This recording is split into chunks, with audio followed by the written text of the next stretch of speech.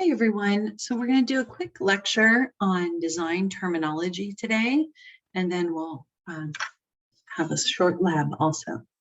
So design terminology in the landscape design disciplines, we tend to use some references that can be obscure if you haven't come across these terms before. So these are just a few definitions and some examples of what they look like. So an allée is a walkway or a path lined with trees of the same species. This isn't one of our formal design concepts. So you see this used in a lot of classical designs, and it's meant to emphasize something in the distance. Usually there's some kind of focal point at the end of it in a classic arrangement, but you also see this used, in parks. Like if you went to Europe, you would say allées used in kind of promenades through the center of parks. An arbor is kind of an open framework, usually wood or lattice, and it's meant to create this kind of shady area underneath and as a trellis for climbing plants. Beautiful example of a Gertrude Jekyll, who's a famous plants woman of the kind of 1920s there. An arcade is a reference to several arches, and usually this is a really nice example in Ojai, California, of an arcade with this kind of repetitions throughout it, and so sometimes they're broken up by the arches and then a sequence of spaces or trees between it. A cascade is a display of falling water arranged in levels or stages using informal rock formations, steps, stones, or other means of creating a cascading effect. So very famous architecture with Frank Lloyd Wright's Falling Water. And so you can see these kind of cascades that existed naturally. The building actually spans over some of the stream and mimics the kind of cascades in the stream in the architecture. A design charrette is an intensive hands-on workshop that brings people from different disciplines and backgrounds together. And here's kind of a fun one where they're using like toys, but a lot of times we'll do this as the design team, or we might also do this with a public meeting. Like if we're designing a park, we might be required to do a public design charrette for the community that we're designing the park for. A Callin Aid is a series of at least several columns positioned at a repetitive interval to provide a form of structure. So these can either be kind of more of an architectural colonnade like you see on the left, or here's an example of a colonnade of palm trees, creating that effect with living plant material. An espalier is a hedge created by grouping fruit trees that have been trained to grow in a certain direction. And so lots of time kind of creating these forms. The garden at Southwestern College has some really cool espalier apple trees. So really nice effect if you have a small space and you want to include something like that. A folly, we've looked at this in some of our historic gardens.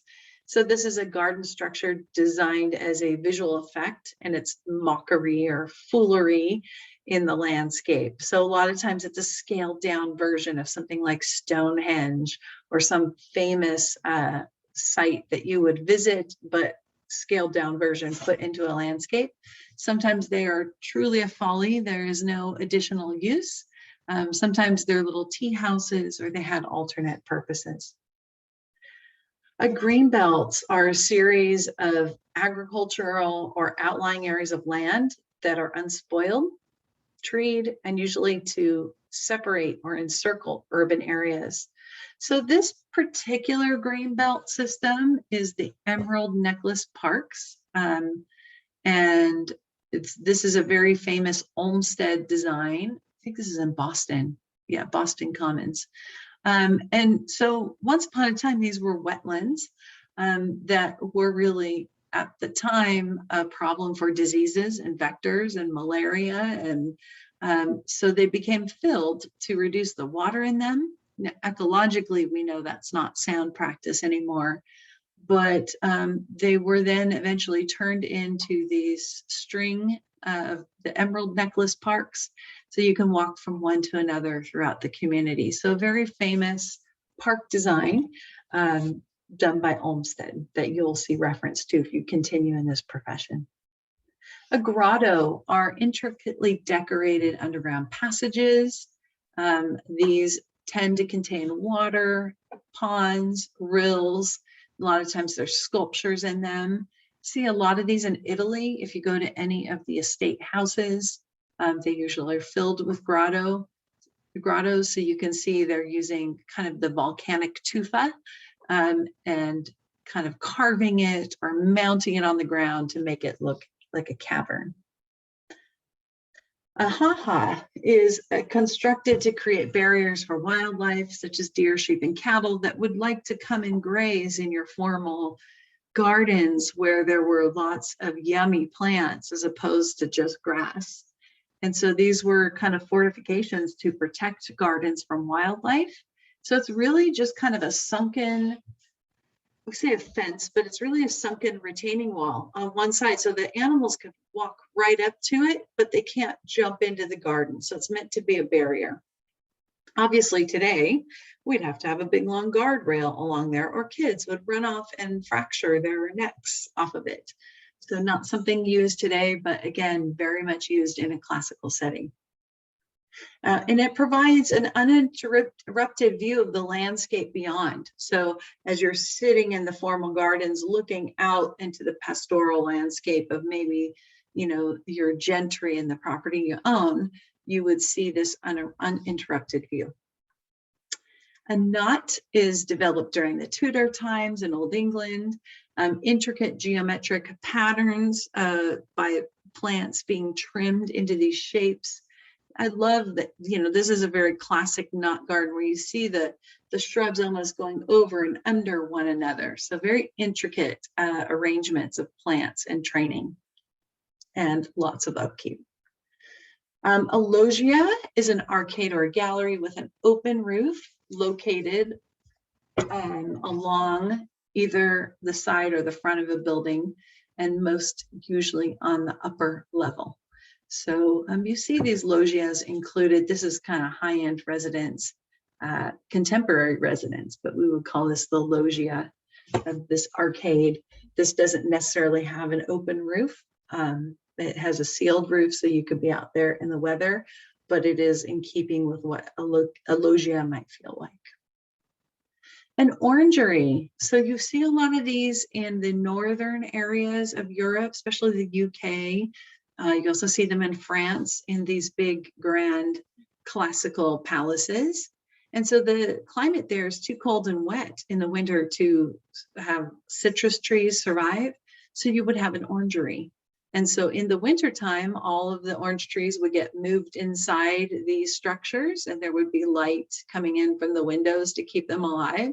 And then in the summertime, they would get moved out into the garden to produce plants. So really kind of cool structures to visit. I was fortunate enough to visit Versailles, and their orangery is located on like this lower level.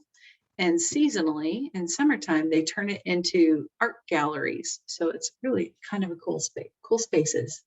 I know Princess Diana's palace, they've turned the orangery into a tea house. So they're sometimes served multiple purposes.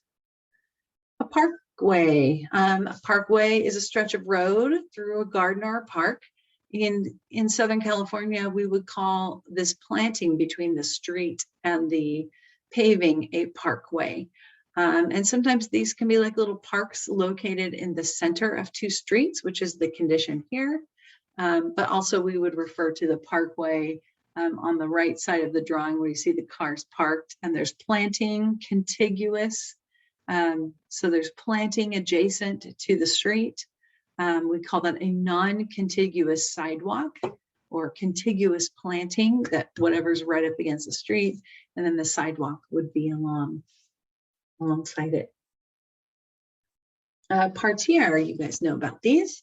designed with flowers to form patterns within flower beds or along pathways, meant to resemble a Persian carpet, really, literally translated as on the ground. A peristyle is a classic kind of a Roman garden. It means surrounded by columns. So you see these in the old Greek, the classical Greek structures, and then commandeered by the Romans. So typically this is a sheltered garden within the walls of a building that could either be a residence, an elite residence, or sometimes an academic college where there's learning happening. These really evolved from that college mentality where you'd have the philosophers meeting in the grove of trees to educate people who are interested, and then it getting too crowded and they're becoming a way that they needed to kind of be outside and philosophize, but without the crowds of people gathered around them. So selective of who is invited in there. At the residential level, a lot of times you would find a temple-like structure within this for the house gods. To pleach a trees or pleached trees is the process of weaving branches of trees into a hedge. So commonly you have the trees planted in lines, and then the branches are woven together and they're actually tied together, and they actually grow into one another. So they become a solid branch with the two plants. And it's almost like creating a natural graft between trees and creates these kind of walled like plains.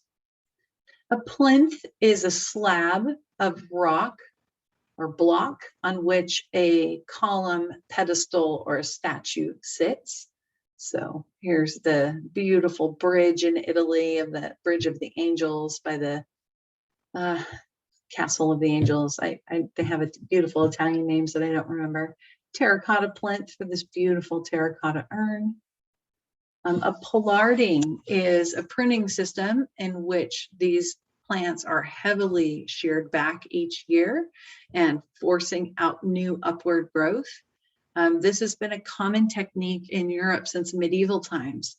And so the thought is that this practice evolved because in the kind of dark ages when people were suffering from plagues and there wasn't enough food and there wasn't enough people, that people were cutting the tree branches to feed to the animals. And so it was, you know, being right within a more urban area and doing this pilarding. And now it's kind of a design style. If you're ever up in San Francisco at Golden Gate Park, they pillard their trees back pretty hard in that area, mainly because it's no one in San Francisco wants to sit under the shade of the tree. It's already damp and moist, but they have them right in the outdoor concert venue too, so it doesn't block people's view. Topiary is a trimmed, shaped, and formed shrubbery. These can be geometric shapes or whimsical animal shapes. Most of you have visited Disneyland and you've seen fantastical topiaries up there. So kind of fun. They can get quite exotic. Tufa. This is the type of volcanic rock that is mined to make a grotto. And my understanding is once they mine this, it's very soft and easy to carve. I think it must be a lot like Cantera stone, where once they mine the Cantera, the stone stays soft for a while, but as it's exposed to air, it hardens. So used a lot in Italy, this technique to line the grottos. All right, so that's it for the lecture.